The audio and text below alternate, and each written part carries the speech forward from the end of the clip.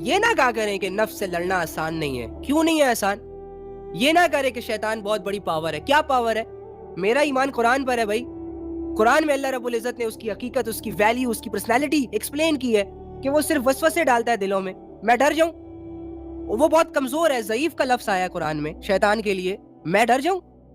آپ کو کسی ایسے شخص سے ڈر لگے گا جس میں جسمانی طور پر کوئی طاقت نہ ہو، بے ساکیوں پر چلتا ہو، ہاں لیکن اس کا شعور، اس کا مائنڈ سیٹ تھوڑا سا شارپ ہو؟ ڈر لگے گا؟ آپ دھڑلے سے اس کے سامنے کھڑے ہو جائیں گے کہ آؤ بابا جی ہٹ کر کے دکھاؤ مجھے. ہاں لیکن اس کی جو چالاکیاں ہے وہ تھوڑی سی، اس سے لڑنا ہے، اس کی چالوں کو سمجھنا ہے. باقی جسمانی اعتبار سے تو وہ بہت کمزور ہے. اس کی کوئی فزیکل ایکٹیویٹی شامل نہیں ہے تمہارے گناہوں میں، صرف ایک سینس ہے جو یوز کر رہا ہے. سوچ کی جنگ ہے تمہارے ساتھ اس کی، اور کیا ہے. تو یہ نفس کو سر پہ چڑھانا بند کریں اور شیطان کو بھی اتنا پاورفل سمجھنا بند کریں. ہمیں ایک ہی طاقت پر یقین ہے اور وہ طاقت اللہ کی ہے. لا الہ الا اللہ، اللہ کے علاوہ اور کوئی نہیں ہے بھائی. اللہ جس کام میں میرے ساتھ ہے، آپ کے ساتھ ہے، دنیا ایڑی چوٹی کا زور لگائے تم ہار نہیں سکتے. ہاں اگر ظاہری اعتبار پر تمہیں ہار ہو جائے، جیسے مکہ کے لوگ نبی صلی اللہ علیہ وآلہ وسلم کی باتوں کو ٹھکرا کر، ان کو اذیتیں دے کر یہ پراؤڈ فیل کرتے تھے کہ ہم نے ایک ایسے شخص کو اذیت دی جو اپنے ساتھ اللہ کی مدد کا ہونے کا دعویٰ کرتا ہے. ہم نے تو ایسے شخص کو گرایا. وہ ہار نہیں کہلاتی. پتھر تو نبی علیہ السلام کو بھی پڑے ہیں ظاہری طور پر، لیکن جیت تو نبی علیہ السلام اور ان کے عقیدے کی ہوئی ہے، ان کے اسلام کی ہوئی ہے. اسی طرح ہمارے اسلام کو، یہ جو موجودہ دور کا اسلام ہے یہ بھی وہی ہے، لیکن اس کو وہ بندے نہیں مل رہے جو بندے اس پر جان دینے کے لیے تیار ہو جائیں. اس کے ساتھ کوئی سنسیئر نہیں ہے، لوئل نہیں ہے. اسی وجہ سے اسلام کی برکتیں سٹاپ ہوئی ہیں. اللہ کی وہ مدد جو دنیا میں اترتی ہے فرشتوں کے ذریعے سے، غیبی مدد، اسی لیے تو وہ آ ہی نہیں رہی. ہم اپنی حالات کو، ہم دیکھیں نا، اپنی حالت کو دیکھیں. ہماری نمازیں ڈسٹرب ہیں، ہم پیار محبتوں کے چکروں میں ہیں، ہم ایک دوسرے کو ذلیل کرنے میں لگے ہوئے ہیں، ایک دوسرے کی غیبتوں میں مصروف ہیں. ہمارے گھروں کے نظام اتنے بگڑ گئے ہیں. ساری عمر کیا کھانا ہے، کیسے کھانا ہے، کون سی ڈش پکانی ہے، کتنا کھانا ہے، آج یہ کھا لیتے ہیں، آج وہ کھا لیتے ہیں. یہ باتیں ہیں ہماری گری پڑی باتیں، جانوروں والی باتیں. تو اسلام کو وہ بندہ نہیں مل رہا کہ جس بندے کے اندر غیرت ہو، جس بندے کے اندر دنیا کا ڈر نہ ہو، خوف نہ ہو. جس دن ملا نا، تم اس دن دیکھو گے کہ وہ بندہ کیسے اپنے اسلام کو ریپرزینٹ کرتا ہے. جس دن اسلام کو ایسا کوئی امتی مل گیا نا، اس دن دیکھو کہ وہ ایک امتی اس پوری دنیا کی زمین کو ہلاتا ہے کہ نہیں ہلاتا. ہم خود اپنی کمزوریوں کے ساتھ لے کر خوش ہیں، جی رہے ہیں، گناہوں کو دن بہ دن نحوستوں میں منہ مار رہے ہیں اور کہہ رہے ہیں کہ اللہ کی مدد نہیں آ رہی، یہ ہو رہا ہے، وہ ہو رہا ہے. بھاڑ میں جائے یار یہ ساری دنیا اور یہ ساری سوچ. ہم خود ٹھیک نہیں ہیں. حالت تو اپنی حالت دیکھو نا. میں تو اپنی حالت سے پیچھے نہیں ہوں، مجھے تو میری حالت نظر آتی ہے. میری جو ریالٹی ہے وہ آپ سے چھپ سکتی ہے نا، مجھ سے تو نہیں چھپ سکتی. میری پہچان وہ نہیں ہے جو آپ کے سامنے ہے، آپ کی پہچان وہ نہیں ہے جو لوگوں کے سامنے. آپ کی اپنی پہچان تو تنہائیوں میں آتی ہے آپ کے سامنے. آپ پھر اس پہچان کو سامنے رکھ کر ذرا سوچو کہ کیا تم قابل ہو، کہ کیا واقعی تم ویسے ہو جیسے دنیا تمہیں سمجھ رہی ہے. ہم نے اپنے آپ سے ملنا ہی چھوڑ دیا ہے بھائی. ہم تو اپنے آپ سے بھاگتے ہیں چہرے بدل کر. دنیا کی لذتوں کے دیوانے. ہماری کیا حیثیت ہے؟ اگر یہ اللہ رسول کا نام نہ لیتے نا تو کوئی ہماری عزت ہی نہ کرتا. جانوروں سے بدتر عزت ہوتی ہے ہماری، ہمارے اعمال کے باعث. یہ تو اللہ اور اس کے رسول کی نسبت نے لوگوں کو چمکایا ہوا ہے. یہ اللہ اور اس کی رسول کی رحمتوں نے اور ان کی دعاؤں نے ہماری اصلیت کو چھپا کے رکھا ہوا ہے. ہمارے اعمال ایسے ہیں نا کہ اگر نبی علیہ السلام کی دعائیں نہ ہوتی نا تو ہم خنزیر اور بندر بن چکے ہوتے. ہر بندہ اس دنیا میں، تمہیں کوئی بھی ایسا چہرہ نہ نظر آتا جو انسان کا ہو. لیکن شکر کریں کہ اللہ رب العزت کی جو رحمت ہے نا وہ ہم پر ابھی تک قائم ہے، ہمیشہ رہے گی انشاءاللہ. ایک حدیث جو میں سنانے آیا تھا آج، تاکہ اس حدیث سے آپ لوگوں کو بھی سمجھا سکیں اور اپنے نفس کو بھی سمجھا سکیں. اور وہ حدیث ہے کہ تم میں سے کسی شخص کے لیے یہ بہتر ہے کہ اس کے سر میں لوہے کی کیل ٹھونک دی جائے بجائے اس کے کہ وہ کسی نامحرم کو ٹچ کرے، چھوئے. اگر اس حدیث کو گہرائیوں میں آپ سوچیں گے نا تو آپ کی روح کانپ جائے گی. یعنی نبی صلی اللہ علیہ وآلہ وسلم نے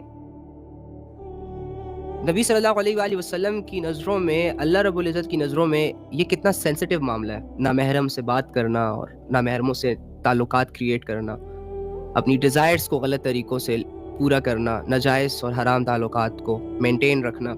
اللہ نے تو کلیئرلی کہا ہوا ہے نا وَلَا تَقْرَبُوا الزِّنَا، کہ زنا کے قریب مت جاؤ۔ ان سورسز کو مت اپلائی کرو اپنی زندگی میں جو آپ کو زنا کے قریب لے جائیں، ان راستوں کو بھی نہ اختیار کرو جو آپ کو زنا کے قریب لے جائیں، اور ہر اس چیز سے دور ہو جاؤ جو آپ کو، ہر اس چیز کے قریب نہ جاؤ جو آپ کو زنا کے قریب لے جا سکتے ہیں۔ جیسے کہ شروع میں ایک لڑکا اور ایک لڑکی نمبر ایکسچینج کرتے ہیں، پھر ایک دوسرے سے بات ہوتی ہے، لیٹ نائٹ تک بات چلی جاتی ہے، پھر پرسنل انفارمیشنز شیئر ہوتی ہیں، عادتاً بات کی جاتی ہے، ملا جاتا ہے، اور کرتے کرتے پتہ نہیں وہ کہاں سے کہاں چلے جاتے ہیں۔ ایٹ دی اینڈ 5 یا پھر 2-4 دنوں کے بعد ان سے وہ چیز سرزد ہو جاتی ہے جو شیطان چاہ رہا ہوتا ہے، اور وہ ایسا فیصلہ کر گزرتے ہیں جس سے ان کے ایمان کو اچھا خاصا ٹھیس پہنچتا ہے۔ تو اللہ رب العزت نے منع فرمایا ہے ایسی چیزوں سے، یعنی کہ وَلَا تَقْرَبُوا الزِّنَا، زنا کے قریب مت جاؤ۔ اور نبی صلی اللہ علیہ وآلہ وسلم کی حدیث سے ہمیں یہ پتہ چلتا ہے کہ نبی صلی اللہ علیہ وآلہ وسلم اور اللہ دونوں اس چیز کو ناپسند فرماتے ہیں، اور انتہائی سختی سے منع کیا گیا ہمیں کہ تم میں سے کسی شخص کے لیے یہ بہتر ہے کہ اس کے سر میں کیل ٹھوک دی جائے، لیکن یہ جائز نہیں ہے کہ وہ کسی نامحرم کو ٹچ کرے، چھوئے، وداؤٹ اینی ریزن، لذت کو سامنے رکھ کر، نامحرم کو جن سے آپ کا کوئی رشتہ نہ ہو، جن سے آپ کی کوئی جان پہچان نہ ہو۔ تو اس حدیث میں موجود وہ سینسٹیوٹی اگر ہمیں سمجھ آ جائے، وہ ہلاکت اگر ہمیں سمجھ آ جائے کہ ایک انسان کو کدھر سے جا کے سمجھایا گیا، تو یقیناً ہمیں اس گناہ سے پیچھے ہونا ہمارے لیے آسان ہو جائے گا، یقیناً ہم اپنے آپ کو محفوظ رکھیں گے، یقیناً ہم کسی کی میٹھی میٹھی باتوں میں نہیں آئیں گے۔ اب میری بات سنیں کہ شیطان کیسے ہمیں اس گناہ کی طرف لے جاتا ہے، حالانکہ ہم یہ جانتے ہیں کہ اللہ نے بھی کہا ہے وَلَا تَقْرَبُوا الزِّنَا، نبی صلی اللہ علیہ وآلہ وسلم نے بھی اس بارے میں کہا ہے کہ تم میں سے کسی شخص کے لیے یہ تو صحیح ہے، یہ تو بہتر ہے کہ اس کے سر میں لوہے کی کیل ٹھوک دی جائے، لیکن یہ مناسب نہیں ہے، یہ جائز نہیں ہے کہ وہ کسی نامحرم کو چھوئے، ٹچ کرے۔ تو ان باتوں کو جاننے کے باوجود ہم کیوں لوگوں کی محبتوں میں آ جاتے ہیں، لوگوں کی میٹھی میٹھی باتوں میں آ جاتے ہیں، کیوں اپنے ڈیزائرز کو غلط وے میں لے جاتے ہیں؟ ایک آسان کام جسے نکاح کہا گیا، جسے شریعت کا حصہ کہا گیا، وہ ہمارے لیے مشکل ہو، جس میں اللہ کی مدد شامل، رسول اللہ صلی اللہ علیہ وآلہ وسلم کی دعائیں شامل، وہ ہمارے لیے مشکل ہو، نہ کر سکتے ہو، گھر والوں کی وجہ سے، اپنی وجہ سے، معاشرے کی وجہ سے، پیسے نہ ہونے کی وجہ سے۔ لیکن وہ کام جس سے اللہ اور اس کا رسول کلیئرلی منع کر رہا ہے، اللہ اور اس کے رسول کی نظروں میں جائز نہیں ہے، اور وہ بھی اتنا آسان نہیں ہے، مشکل ہے، زنا کرنا، ایک دوسرے سے بات کرنا، کتنی چھپن چھپائی کھیلنی پڑتی ہے گھر والوں سے، معاشرے سے، کسی کی نظروں میں نہ آ جائے، کوئی دیکھ نہ لے، وغیرہ وغیرہ۔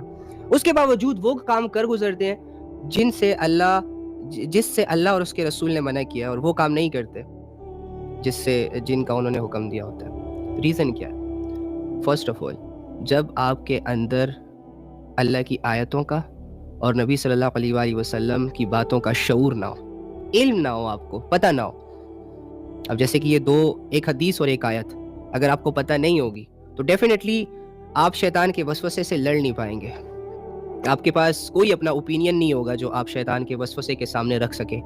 یہ اللہ کی آیتوں نے آپ کو شعور دیا، نبی صلی اللہ علیہ وآلہ وسلم کی حدیث نے آپ کو شعور دیا اور بتایا ہے، واضح کرنے کی کوشش کی گئی ہے، بلکہ واضح کیا ہے کہ زنا، اس کی طرف لے جانے والے اسباب، وہ راستے جو ہمیں زنا کی طرف لے جائے، unnecessary talks، ایک دوسرے سے بات کرنا، ایک دوسرے سے ڈیٹ، ایک دوسرے کو دیکھنا، ایک دوسرے کو سننا، ایک دوسرے سے ڈیٹ کرنا، یہ ساری چیزیں آپ کی تباہی ہیں۔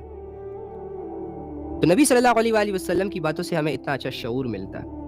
جب یہ شعور نہیں ہوتا تبھی جا کے شیطان ایزیلی آتا ہے اور ایزی وے میں ہمیں گمراہ کر کے لے جاتا ہے۔ اسی لیے میں آپ کو کہتا ہوں کہ نالج گین کریں، اسی لیے میں آپ کو کہتا ہوں کہ اللہ اور اس کے رسول کے احکامات کو پڑھ لیں، باقی عمل نہ کرنا اور کرنا وہ بات کے فیصلے ہیں، لیکن جانے تو صحیح، پڑھے تو صحیح۔ بونوں کی طرح زندگی، ان ایجوکیٹڈ اور جاہلوں کی طرح زندگی نہ گزارے، کیونکہ علم وہ راستہ ہے جو جنت کے راستے کو آسان کرتا ہے۔ علم ایک روشنی ہے جو اندھیروں میں آپ کا ساتھ دیتی ہے۔ قرآن کی آیتیں آپ کو اندھیروں سے نکالیں گی۔ اللہ تعالیٰ جو قرآن کا ایک ترجمہ ہے آیت کا سورہ حدید کا کہ وہ اللہ ہی ہے جو اپنے بندوں پر والذی ينزل على عبده آیات بینات لیخرجکم من الظلمات الی النور، کہ وہ اللہ ہی ہے جو اپنے بندوں پر کھلی کھلی آیتیں نازل کرتا ہے، آسان آسان باتیں، واضح، جس میں کوئی ڈاؤٹ نہ ہو، جو حقیقت پر مبنی باتوں کو نازل کرتا ہے، ان کو بتاتا ہے، ان تک پہنچاتا ہے۔ کیوں؟ تاکہ وہ ان کو ظلمات اندھیروں سے نکال کر روشنیوں میں لے آئے، شیطانی وسوسوں سے نکال کر روحانیت میں لے آئے، کنفیوژنس میں نکال کر دنیا کے سکوپ اور ڈاؤٹس، اسپیشلی وہ سکوپ جو انسان کو جہنم کی طرف لے جاتے ہیں، ان سکوپ سے بچا کر آخرت کے یقین کی طرف لے آئے۔ تو اللہ اور اس کے رسول پر یقین کریں، آپ کی زندگی بہت اچھی گزرے گی۔ اللہ اور اس کے رسول کی بات مانیں، انشاءاللہ آپ کی آگے کی زندگی ضائع ہونے سے بچ جائے گی۔